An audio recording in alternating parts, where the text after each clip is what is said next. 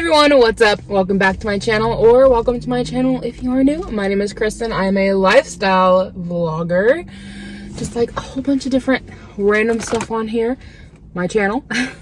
And so today is just like another housing update on everything. So we can start off with what's going on with my grandma's house. And if you guys, I should kind of get everything wrapped up right here if you haven't caught the other ones, but if you want to, there's kind of an order to these videos, so I can leave the first one down below.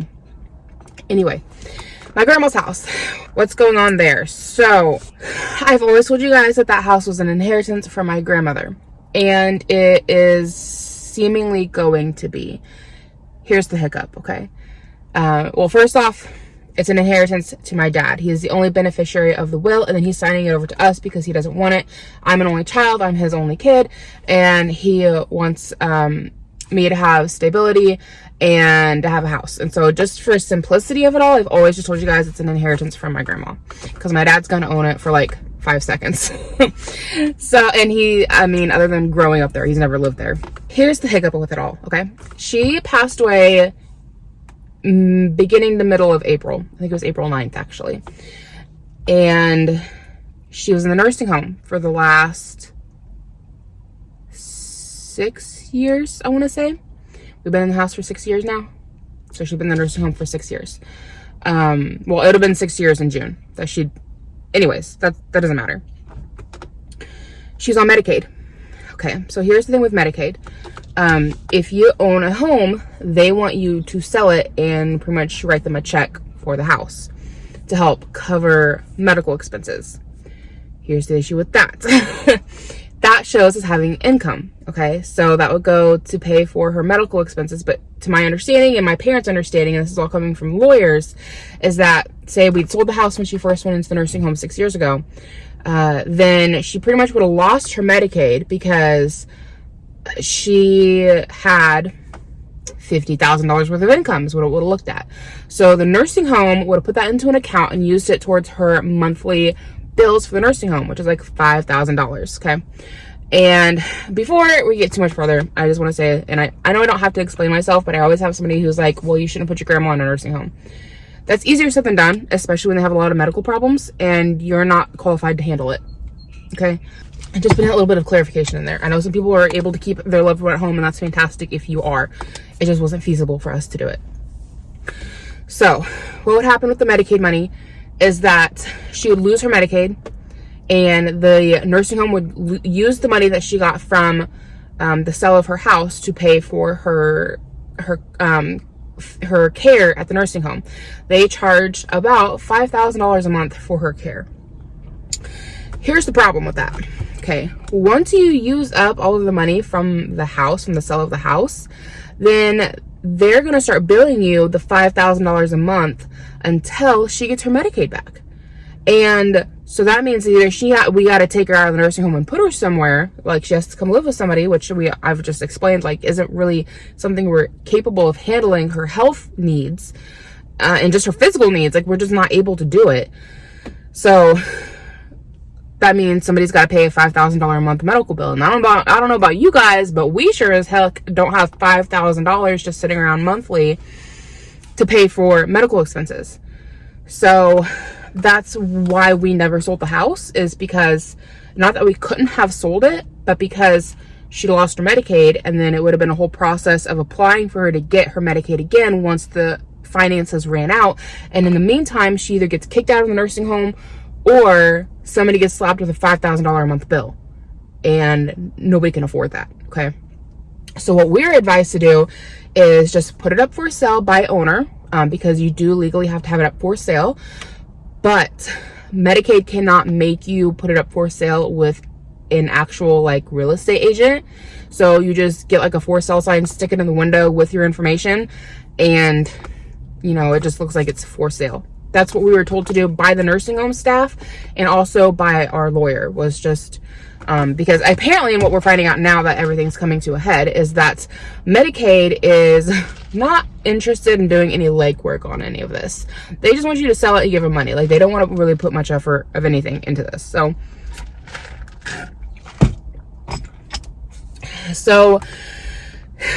that rolls into, okay, well, now she's passed away. Do you guys get the house? Well, Medicaid, being a government facility, I guess, for lack of better words, it's federally operated. There's no statute of limitations. At any time they could come at us to want the money of the from the property, and they could put a lien against the property, which makes it hard to like sell it more. Like, I don't really fully understand all of that, because I always thought that a lien on a property meant like you couldn't do anything with it. You couldn't mortgage it again. You couldn't really sell it. You couldn't fix the roof, because like if you like fix the roof or something, you have to get like work permits, and if there's a lien on the property, I always thought you couldn't get the work permit, but apparently that's false and you still can. So, or building permit, that's what I meant. So I don't really fully understand it, other than Medicaid would be wanting the amount of money that the house is valued at. They'd put a lien on the property, and I don't really know how they decide the amount that the house is worth, but they would. So here comes into the other thing. Okay, so far Medicaid has not put a lien on the property. Our lawyer says he doesn't think that they will, because the property is not worth a lot. You have to have a property that's worth at least $50,000 or more for Medicaid to open, for it to be considered having assets, and for them to like really chase it down, more or less. So if your property is worth $50,000 or more, then it looks like you have assets, and it, like, it's gonna flag in their system or something.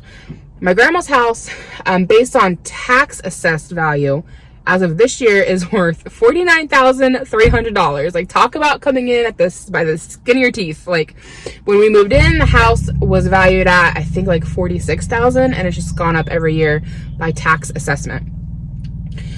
So with that regard, in theory, Medicaid really wouldn't be getting notified or flagged that she has any assets, because the house, according to tax assessment, is not even worth $50,000.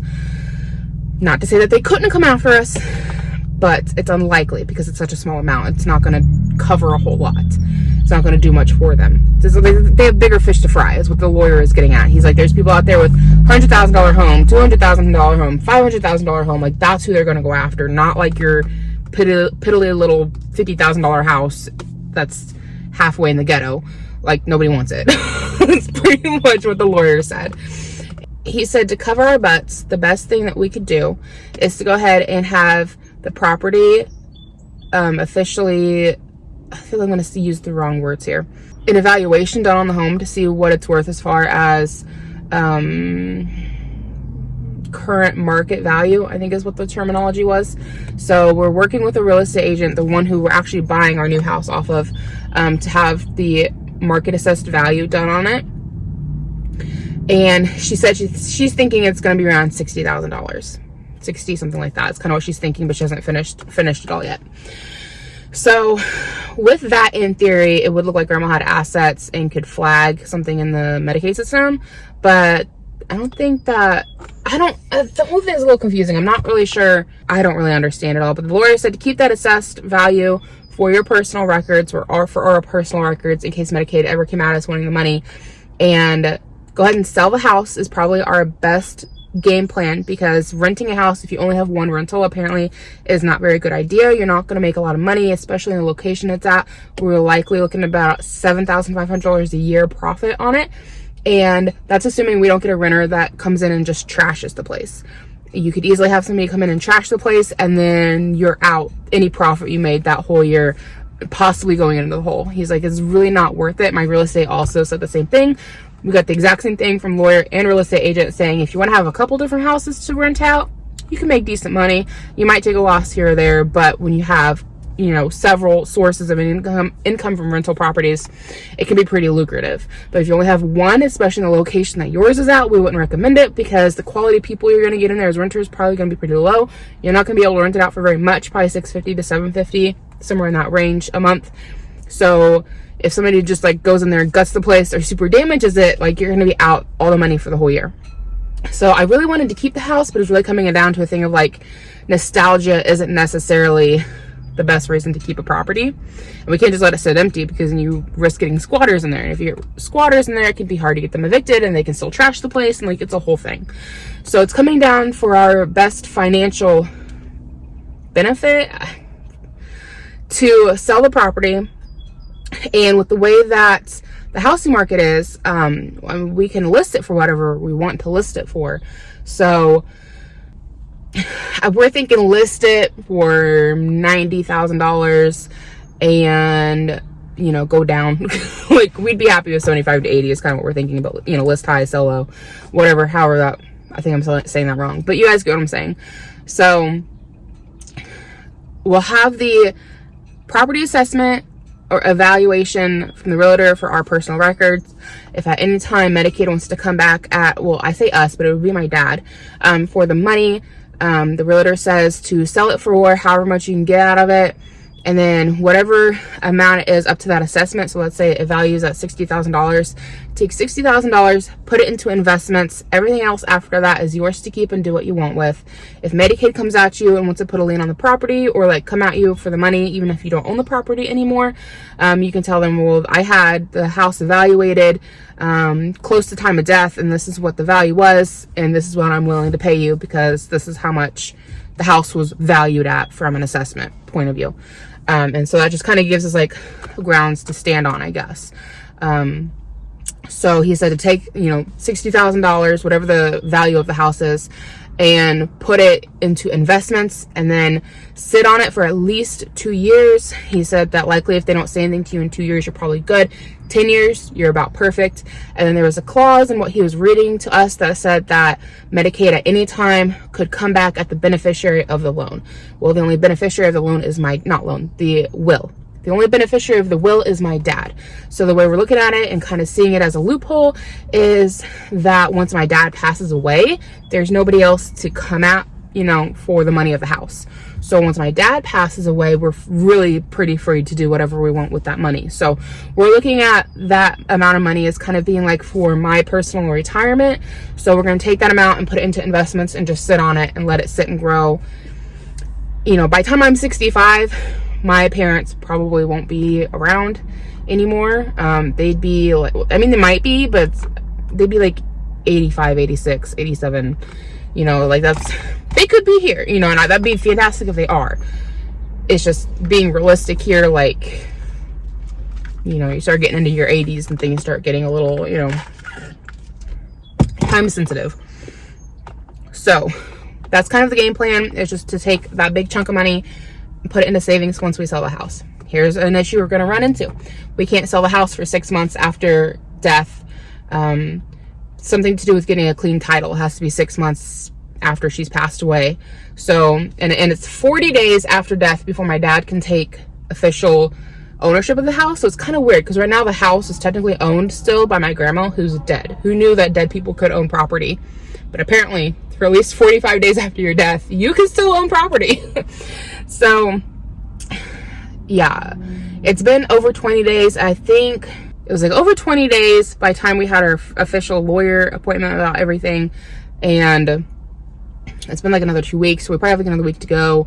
And then we'll go in and dad will sign the paperwork for the house. Everything will get filed by the lawyer. So we're going to go in and the lawyer is going to sign everything officially over to my dad.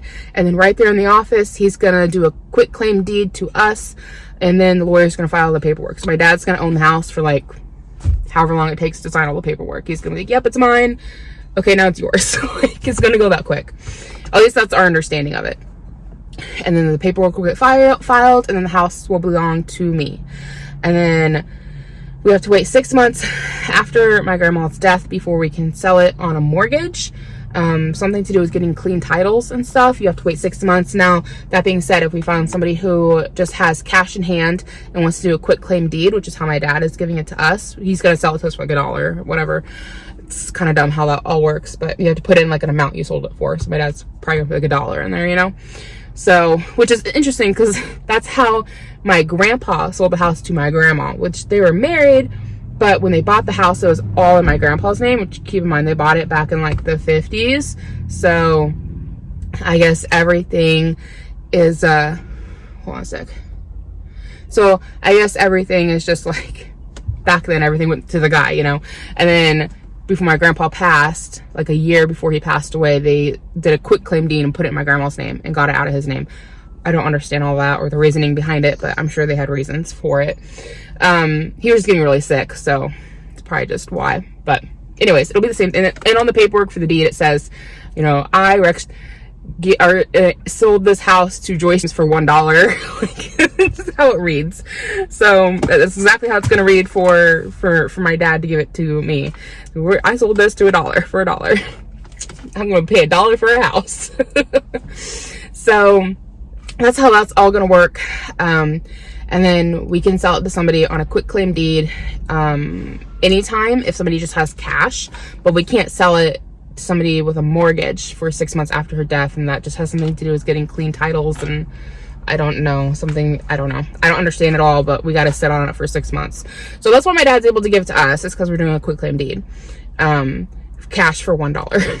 But we can't sell it for a mortgage for 6 months. I'm repeating myself. So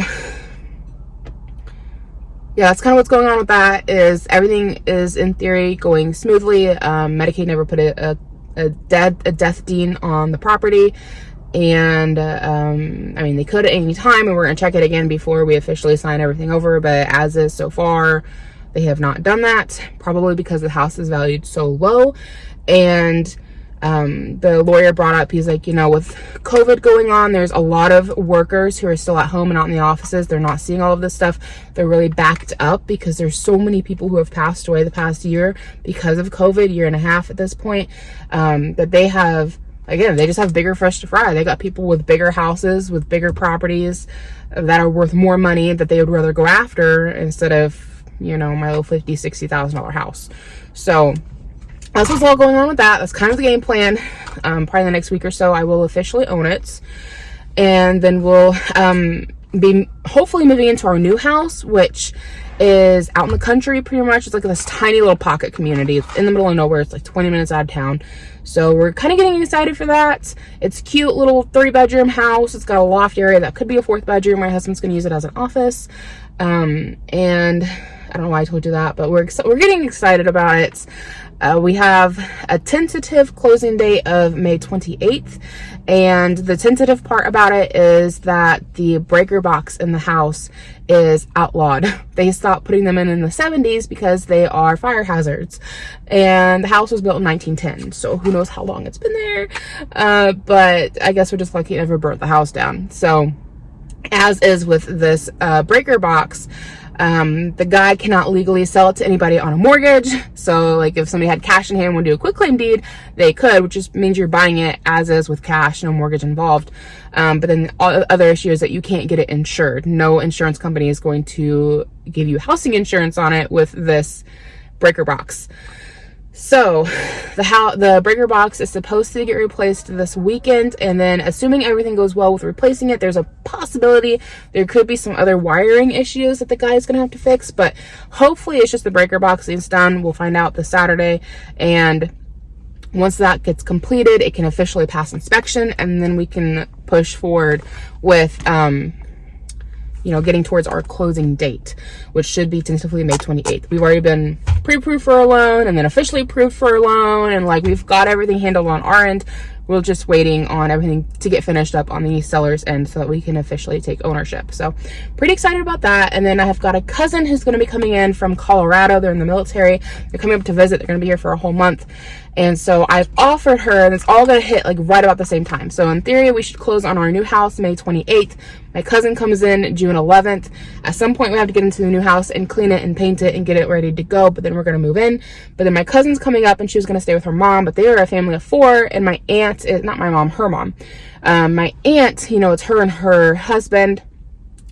And they have a like small little 2-bedroom house. It's a super cute house, but it's small. It's fine for 2 people, but a lot for 6 people. So they were gonna go stay with her for a month, but I told my cousin, like, depending on how things work out with closing and getting this new house and moving, it's possible that they could just move into my house for a month, since it's gonna be like 6 months before we can probably even sell it. So it's like, you know, we were going to leave our couch behind. We weren't going to take it with us. We've got a sectional out in the garage that we're actually going to bring to the new house because the living room in the new house is big enough for a sectional. So the old couch is just falling apart anyways. So I was like, we'll leave that there for you guys for a month. We can leave the kids' TV. You guys can like bring a DVD player or something and just get some blow up mattresses to sleep on. And like, I've got an extra dining table that we can put up for you. I've got one in the basement right now. We set out in case like tornado warnings or something, you know, something fancy, but like it's functional, you know? So like they'd, you know, blow up mattresses, couch, TV, we can leave with a table, and then they can go to Dollar Tree and get some like random cooking stuff to get them through for a month because they're just here to visit for a month. And then they'd have, you know, an entire house for their family of 4 to stay in, plus a yard for their dog that they could bring with them while they come to visit. So that might be how that works out. And then that would buy us an extra month where the house isn't sitting empty before we could sell it. So that's kind of what's going on, the game plan for everything. I really need to get off of here because I've got a plasma appointment here at 12:55 and it's 12:51, so I need to get inside. Still trying to save all the money that I can because there's lots of projects at the new house that we want to get done. Like, there's so many things that we want to do there that we've already done at the house that we live in now, and I'm just like, oh, we've already done this. Like the tin backsplash in my kitchen, I'm gonna have to do it again at the new house. And then the privacy fencing in my backyard, I'm gonna have to do it again at the new house. And the painting of my house, I haven't really finished the current house, but now I have 2 houses I have to paint. I did my dining room.